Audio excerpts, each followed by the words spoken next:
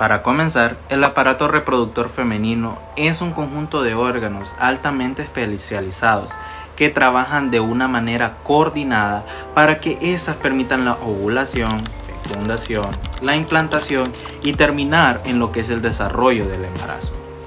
Cada una de estas funciones depende también de cambios histológicos específicos que corresponden principalmente a lo que son hormonas provenientes de lo que son los ovarios, las hipófisis. Ahora, te explicaré de manera ordenada la histología de cada órgano y luego conectar cada una estructura con lo que es su función para que éstas puedan cumplir dentro del proceso reproductivo. Así que iniciemos. Tenemos lo que es el ovario. El ovario es un órgano par que además de producir ovocitos, tiene una actividad endocrina que es muy importante. Su superficie está recubierta por lo que es un epitelio cúbico simple, conocido también como lo que es el epitelio germinativo.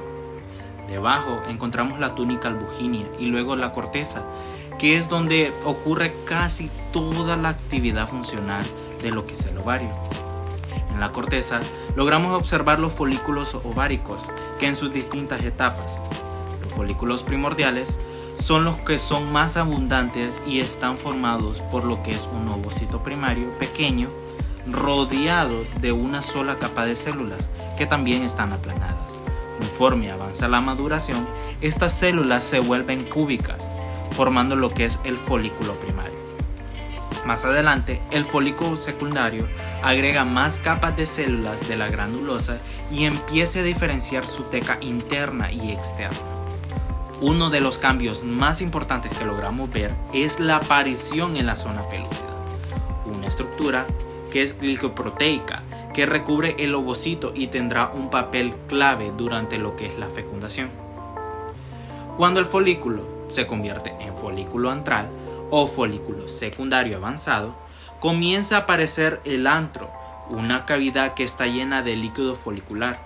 El folículo dominante crece hasta llegar a ser un folículo de Graaf, que es el folículo maduro que va a ovular. Después de la ovulación tenemos lo que son las células de la granulosa y de la teca interna, que están experimentando un proceso llamado luteinización, influenciado por lo que es la hormona luteinizante. Estas se convierten en lo que son células luteínicas que secretan también progesterona.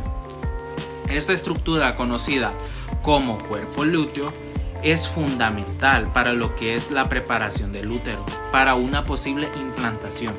Si el ovocito no es fecundado, el cuerpo lúteo se degenera y se transforma en el cuerpo albicans, que es básicamente una cicatriz del tejido conjuntivo dentro de lo que es el ovario.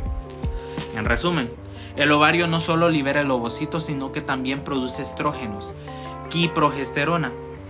Estas regulan todo el ciclo menstrual y son indispensables para lo que es la función de los demás órganos que están dentro del sistema reproductor femenino.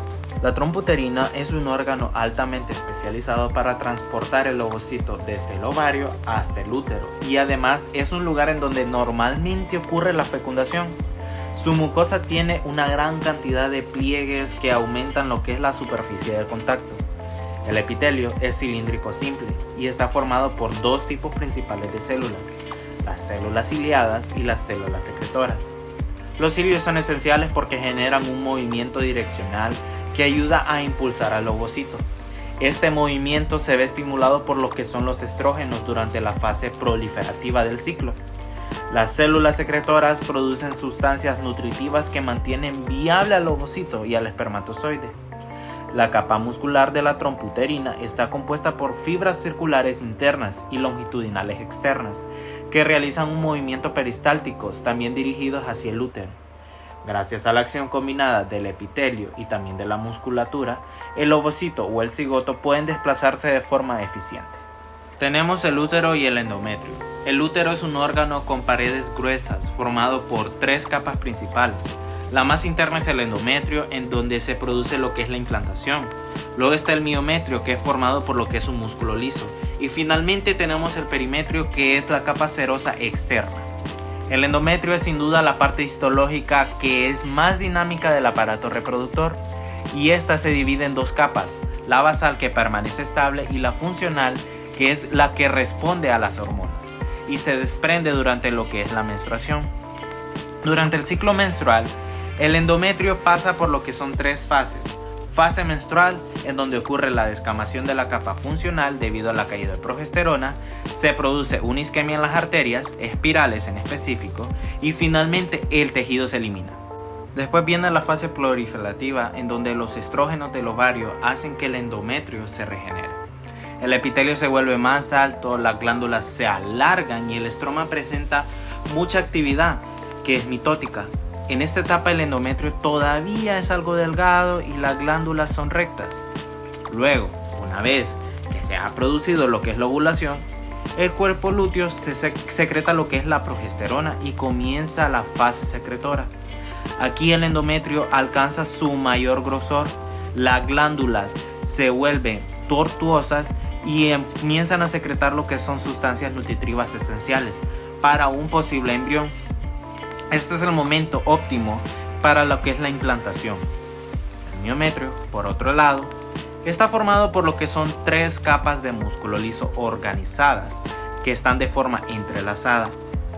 Esta estructura no solo le da fuerza, sino también le da la capacidad de distenderse durante lo que es el embarazo y de contracción durante lo que es el parto. La vagina es un órgano fibromuscular revestido por un epitelio plano estratificado no queratinizado. Este epitelio cambia con la influencia hormonal de la mujer, especialmente cuando se acumula lo que es el glucógeno durante la fase estrogénica. Ese glucógeno es utilizado por los lactobacilos para producir lo que es un ácido láctico, y eso hace que se mantenga un pH ácido que protege contra las infecciones. En cuanto a la glándula mamaria, su histología puede cambiar radicalmente. Esto dependiendo del estado fisiológico de la mujer. Ya en reposo predomina el tejido conectivo y el tejido adiposo, y los alvéolos son escasos. Durante el embarazo, bajo la influencia de ciertos estrógenos, progesterona y prolactina, las unidades glandulares proliferan, y en la lactancia los alvéolos se empiezan a encontrar desarrollados, por lo ya de por sí de completo, llenos de secreción láctea y rodeados de células mioepiteliales que ayudan a expulsar la leche durante la succión. La fecundación es un proceso mediante el cual el espermatozoide y el ovocito se unen para formar un cigoto. Para que eso ocurra, el espermatozoide debe pasar por 2 procesos previos: la captación y la reacción acrosómica. La captación ocurre dentro del tracto reproductor femenino. En este proceso se eliminan lo que son las proteínas, glicoproteínas de la cabeza del espermatozoide, haciéndolo un poquito más móvil y permitiendo que pueda reconocer la zona pelúcida. Posteriormente ocurre la reacción acrosómica, donde se empiezan a liberar enzimas desde el acrosoma. Esto permite que el espermatozoide luego atravesar primero la corona radiada y luego la zona pelúcida. Una vez que el espermatozoide atraviesa la zona pelúcida y se fusiona su membrana con la del ovocito, ocurre una reacción de zona, un mecanismo que impide que otros espermatozoides puedan entrar, evitando así lo que es la polispermia. Al entrar el espermatozoide, el ovocito completa su segunda división, y estos forman lo que son los pronúcleos masculino y femenino, que finalmente se fusionan para dar origen a lo que es el cigoto. Este cigoto comenzará a dividirse mientras es transportado a través de la trompa hacia lo que es el útero. La implantación se realiza aproximadamente al 6º día después de la fecundación. El blastocisto llega a lo que es el útero y el trofoblasto comienza a diferenciarse en lo que son 2 capas: el citotrofoblasto, formada por células mononucleadas, y el sincitiotrofoblasto, que es una masa multinucleada invasiva. El sincitiotrofoblasto invade lo que es el endometrio, erosiona los vasos maternos y forma lo que son lagunas, para que luego éstas se llenen de sangre. De este modo comienza la circulación útero-placentaria.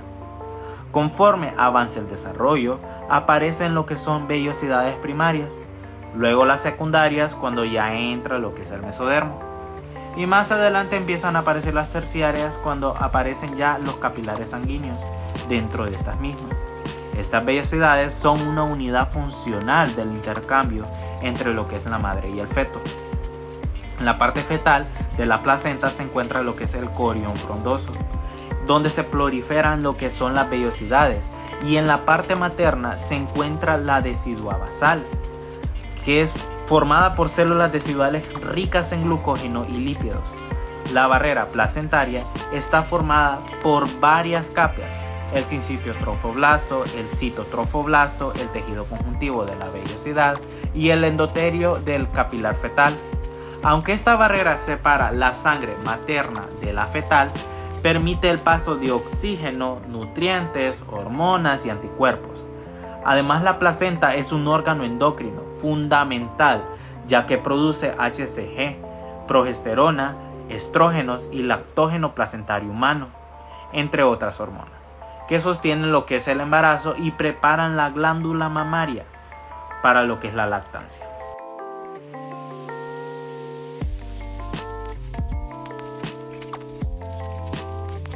En conclusión, todo el aparato reproductor femenino está diseñado como para poder responder de manera cíclica a estímulos hormonales, permitiendo así la ovulación, el transporte del ovocito, la preparación del útero y también la unión de gametos, la implantación y finalmente el desarrollo del embrión y del feto.